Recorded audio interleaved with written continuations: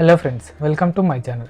Friends, ఈరోజు మనం వాట్సాప్లో మనకు మెసేజ్ చేసి డిలీట్ చేసిన మెసేజెస్ని ఎలా చూడాలో తెలుసుకుందాం.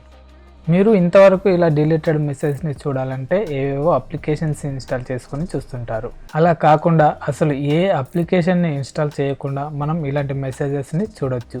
అవును ఫ్రెండ్స్, మన మొబైల్లోనే ఒక చిన్న సెట్టింగ్ని ఆన్ చేసుకుంటే ఇలా డిలీట్ చేసిన మెసేజెస్ని చూడొచ్చు. సో ఫ్రెండ్స్, వీడియో స్టార్ట్ చేసే ముందు మా ఛానల్ని సబ్స్క్రైబ్ చేసుకొని పక్కనున్న బెల్ ఐకాన్ని క్లిక్ చేయండి. ఫ్రెండ్స్, ముందుగా మీ మొబైల్లో సెట్టింగ్స్ ఓపెన్ చేయండి. ఇప్పుడు మనకు ఇక్కడ నోటిఫికేషన్స్ అని కనిపిస్తుంది కదా, దీన్ని ప్రెస్ చేసి అడ్వాన్స్డ్ సెట్టింగ్స్ని క్లిక్ చేసి ఇక్కడ నోటిఫికేషన్స్ హిస్టరీ అనే దాన్ని ప్రెస్ చేయండి. ఒకవేళ మీకు ఇలా సెట్టింగ్స్ కనిపించకపోతే సింపుల్గా సెర్చ్లో నోటిఫికేషన్ హిస్టరీ అని సెర్చ్ చేయండి. ఇక్కడ మనకి ఇది డిఫాల్ట్గా ఆఫ్లో ఉంటుంది. సింపుల్గా దీన్ని మీరు ఆన్ చేసుకుంటే సరిపోతుంది.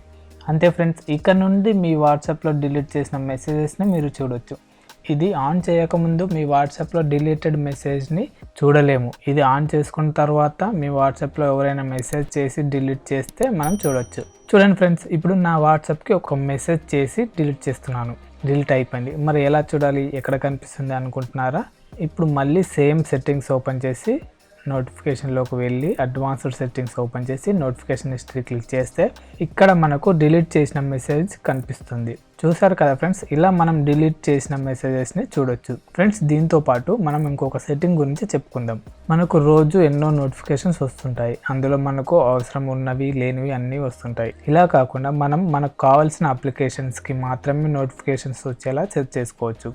దీనికోసం నోటిఫికేషన్లోకి వెళ్ళి మనకు ఇక్కడ రీసెంట్లీ సెంట్ అని కనిపిస్తుంది కదా, ఇక్కడ మోర్ అని క్లిక్ చేస్తే మనకు కొన్ని అప్లికేషన్స్ కనిపిస్తాయి.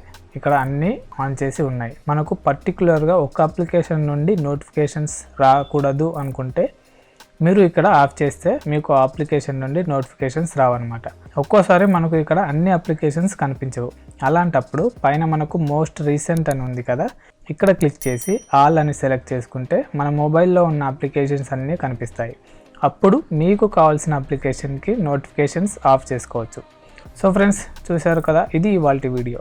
ఈ వీడియో మీకు నచ్చితే లైక్ చేయండి, మీ ఫ్రెండ్స్కి షేర్ చేయండి, అలాగే సబ్స్క్రైబ్ చేసుకోండి.